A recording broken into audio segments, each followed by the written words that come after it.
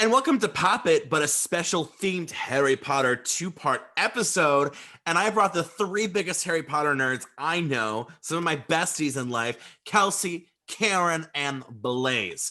So part one, it's going to be 5 topics, 30-second responses, just like Pop It, but then we'll extend it into a part 2, and the winner takes all. So we're going to look for the biggest total across both games. So our first topic is best book and or movie. So Karen, let's start with you. Best book or movie in Harry Potter. Your 30 seconds start now. Okay, so my favorite book personally, my hierarchy has changed over the years, but I really like the 6th book, the Half-Blood Prince. And so personally, for me, the reason that I liked it so much was because that was the first book where everyone actually had a chance to be happy. Like they were able to enjoy school like school instead of having to go through really tragic and traumatic events every time getting up to that point. Like Harry was no longer like considered a liar for the shit that went down before he got a girlfriend that he liked. Like they were able to just kind of experience school as if it was high school. That's your time. I like it. Blaze, best book or movie? What do you think? Okay, so I did not read the books, and I know you all hate me for it, but I don't know how to read. Anyway, moving on.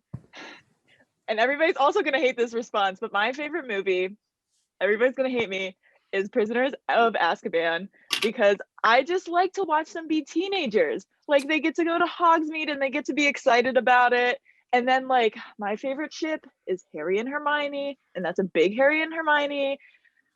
And Hermione punches Draco. It's just, I just enjoy that movie because they get to be teenagers. And that's your time. That's your time. Kelsey, I feel like you have a big opinion here. Best book or movie, go. Okay, well, I do agree that Prisoner of Azkaban is the and movie. However, that's disgusting. The correct reason is that it's got the classic like horror thriller movie setup, right? There's no Voldemort. The big bad is a serial killer, so we think. It's got everything. It's got the bonkers plot twist. It's Halloween themed. You've got the tragic gay love story, and you cannot convince me otherwise. You know, and Alfonso Cuarón was like an art film director, and they for some reason decided to let him take a whack at Harry Potter. And do I agree with all of his choices? No, but I think it's the most interesting of the films, like aesthetically. And that's your time. But I gotta ask, what tragic gay love story was there in that movie? Yeah. Well, who's Remus and Sirius were in they're married. What? I'm sorry. Okay. Moving on. Married. Moving on. I thought you were talking about students like fucking Draco and some okay. Like, if it was like a Draco Harry tension, I would be like, oh yeah, like when he's hiding and throwing snowballs at them. Remus and Sirius definitely did some hand stuff. For sure. We for sure definitely did some hand stuff. Definitely not romantic.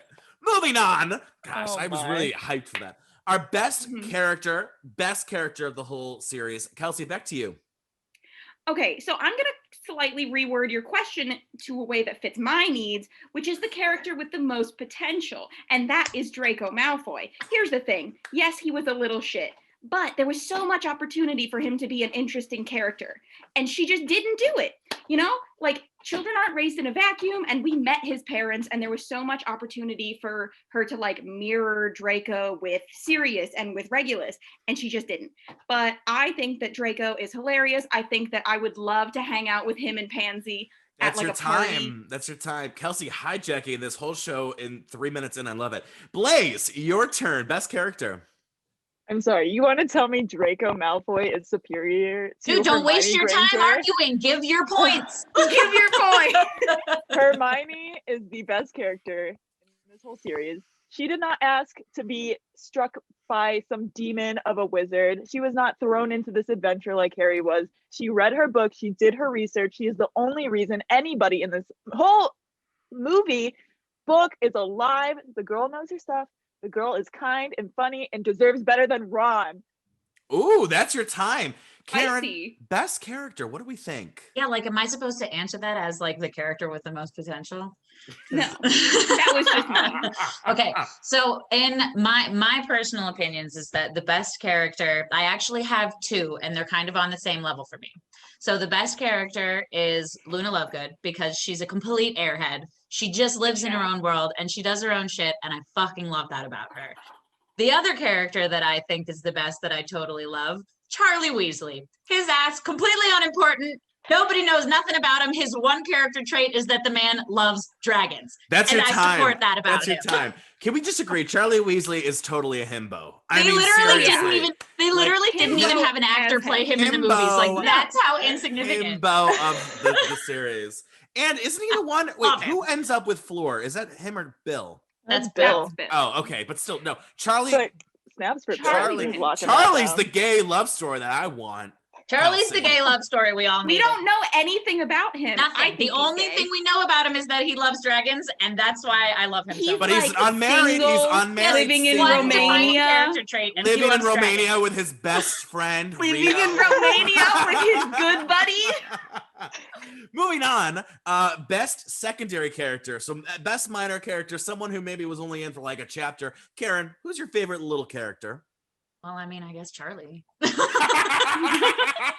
And that's your time. No. Go right back into that. Hang on. I can come up with somebody better. Okay, come on. You got like 20. I like Kingsley Shacklebolt because he's got a really like a presence. The man knows his own shit. He's here to protect. He knows what's right. He knows what's wrong, and he knows what needs to get done. And he can handle being a muggle. He can handle being a wizard. And Boyfriend's just like here. I like that. Blaze, best secondary. Who do you think? I think my best favorite secondary is Tonks. I mean, she pops in for like one and like a half movies, maybe for 5 minutes of the whole series. Hufflepuff like me, you know, animagus, can do whatever she wants with her face. For some reason they put her changing into a duck in the movie and never explained what that was. It's fine. Nobody needs to know. That whole scene is in the book if you would learn how to read. If you would read the book. Hey, this is my time. This is my time. She is claiming her time. You got 5 seconds, Blaze. Anything else about Tonks? Hair. Puff. And she made me cry at the end. Okay, the end. Beautiful. True. Kelsey, True, the though. question is best secondary character. So let's see what you got on that. Okay, so if we're going secondary, obviously my answer is Lupin. He's got everything. He's sexy. He's mysterious. He's bisexual. He's a Pisces. But if we're going minor characters, the answer is unequivocally the nurse Poppy Pomfrey. Listen, let me tell you, this nurse Miss is working Pomfrey. so hard. She's one nurse. She has no assistant. And this isn't a regular high school where the worst thing that happens is like a popped ACL in gym class. No, this is wizard school. Children are messing with dangerous magical He literally has creatures. notes. Children has are notes. flying hundreds of feet up in the air. Like, I do have notes. Seamus Finnegan is blowing stuff up every other day. Like potions and spells going Beautiful, wrong. that's your Oh, time. Seamus Finnegan is a good secondary time. character That's your too. time. Great I gotta point. say, one All good thing great about the points. nurse was like, Homegirl had the sass. That's what did. some of the staff Oh. members were like just strict or mean Out. or bitter. Out. But Homegirl was like here with the zingers. Like she was Mhm. like, boom, She roasted. probably hasn't had a day off since medieval times, but she still had the sass. She still Also- came with the jokes. Moving ACLs on. don't pop out. Moving on. Best villain, and there's a lot of them. Kelsey, who's the best one? Who takes the cake? Okay, Vernon Dursley. Now, obviously, I am being facetious by not picking literal wizard Hitler. But if we're going strictly on like the most effective villain in the series, it's definitely Dursley. There's something so insidious about like his like rich like image obsessed Tory thing. Like that's disgusting. But also like you're picking on a literal like helpless child who was entrusted in your care. And like was Petunia equally culpable in this? Yeah, maybe, but like she has extenuating circumstances. Vernon has no excuse. And not to mention, like you can't blame children for being bullies. Children are raised by their parents, but he created Dudley and allowed it and encouraged That's it. your time. As much as I want to give you more time, that's your time. And I gotta say, that's the first time on Pop It that I've heard extenuating circumstances. We normally don't hear such colorful language on this show. Moving on to Blaze. Try and follow that up. Best villain. You know, honestly, I have to agree, but I don't want to sound like the same as Kelsey because I think it makes him even worse that he is not a wizard. He has no magical powers and he is such a villain in that whole series. I have to also go with Bellatrix Lestrange. I mean, you also just Helena Bonham Carter. I mean, you couldn't have picked a better casting. Her craziness, her obsession with this snake, ugly-faced man, no sexual appeal whatsoever, but she's in it. She's torturing people and she's loving it. And I Wow. don't understand her, but That's what makes me love her. That's your time. Karen, take it away. Best villain.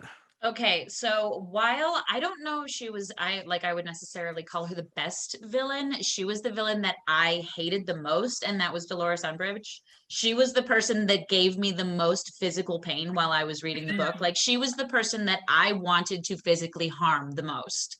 Like, I had real, actual, like, heart palpitations thinking about the emotion of going through the stresses that she put those kids through, and the fact that she was completely unable to be convinced otherwise. Like, she knew what she thought she was doing, and everyone knew that that was wrong. That's your but time. she would not be changed. That's your time. I gotta tell you, Karen, Dolores is number 1, Bellatrix is number 2 for me. There's something about villainous women that like is like a weakness of mine. And Dolores Same. Umbridge, I It's mean, the femme fatale. but like what makes it weird is like Dolores Umbridge comes back in that final book, bitchier, worse, Out evil of than ever. nowhere, I And thought you're like, we had no, killed her. I And thought she's she like, was done. Like she's worse than ever. Like worse that, than ever. Mhm. that at least that you don't see coming. And to close out part 1, we got to talk about the most glaring plot hole in the series. Karen, back to you. What was the No, one I thing? can't go first. I can't go first. Okay, Blaze, I have to think about this. Blaze, you go I first. am ready. Blaze, go. I am ready. Go, Blaze, go. So the biggest plot hole is what happens to Hermione's parents? I cried when she like erased their memories, and I cannot go to bed at night thinking Hermione doesn't have her parents around. Her poor dentist muggles. They're cleaning people's teeth in Australia, thinking, "Where's my daughter? I don't have a daughter. She has kids without me." And also, why are you teaching teenagers how to erase people's memories? That's a terrible idea. Okay, I have 2 things, Blaze. If you read the books, you know that she goes and gets them and it's okay. 2, she's Hermione Granger, as you earlier said. She's going to know everything. She knows how to wipe people's brains. She's Hermione Granger. Anywho, that was a little sassy, Blaze. I'm sorry. I think people know though. Well, now they do on this pop episode. Okay, Karen, we'll be Getting in the camera. all right. Karen, we'll be generous. We're gonna give you more time. I gotta go last. I gotta go Kelsey, last. Most glaring plot hole. What do you think? Okay. All right. So obviously, since I do love Remus and Sirius, the most glaring plot hole, in my opinion, is in Prisoner of Azkaban. So Sirius was in prison for 12 years for something that he didn't do. And we're in a universe where truth serum exists. Truth serum. Not only that, but the Pensieve, where you can literally pull out somebody's memories and watch them. Why do we bother with criminal trials? Just give the person truth serum, find out if they did it or not. It's very simple. We have like a whole wizard court for no reason. Just give people truth serum and find out who the guilty person is. Sirius was in prison for 12 years. And you know, Remus, in love with his husband, was like banging down doors, like trying to convince people that he was innocent. And nobody was like, hey, why don't we just like go ask? That's your time. Oh my god, that just blew my mind. That is there's no Innocence Project in the wizarding world, clearly. There is not. You're right. One truth serum would have been like, oh, he didn't do it. Shoot. Ooh. Yeah. Karen, Maybe that's try- what Hermione does after graduation. yeah, she gets her parents back and then she gets the truth serum. Mhm. Karen, close us out now that you have some time. What do you think is the biggest plot hole? Okay, so this is something that it's like when I was younger, I used to imagine, like I used to have dreams about Harry Potter, right? And I would wake up being completely convinced that like it was something that actually existed in the world, that like if I worked hard enough, I could be involved in like a real way. And so the longer I think about it, you think about the time frame that like it's set in, right? And so like how the Harry Potter universe is set, like as if it's semi-medieval still, like they're using quills and ink on parchment at school. Okay, so like while this was happening, it was like the late 90s. Where's the internet? Oh, shots fired. I like that tick. All right, you Where's guys. gel pens? Where? Where are the gel pens? I recognize that they like are living in their own society and whatever, but like how do they get food? Like do they go to a grocery store? Do you go to a strict like wizarding only grocery store where you have wizarding only farmers? Like you have to work within the muggle world and you would be able to experience like the technological advances and things that people are doing. Where's the internet? I gotta tell you, Muggle-born kids smuggle in their Game Boys. I just need to know. I need to Yes. know. That's good. a good one. Do That's Muggle-born good. kids wonder where all of these things are when they're at school because they have them at home because they're Muggle-borns? I need to know, was there an LGBT club at Hogwarts for Sirius and Lupin, according to Kelsey? Well, All right. in the So, 70s? We just Probably fin- not. Probably not, bruh. Probably not, bruh. All right. Part 1 we have finished, and we're gonna go into part 2. But before then, let's find out where we're at filming part 1. Karen with 29 points, Blaze with 30, Kelsey with 36. Oh, So Kelsey is taking a huge I'm not lead. surprised. Let's see Yeah. if she can keep I it, did or let's see prepare. if Blaze or Karen manage to stab Kelsey down a bit in part 2.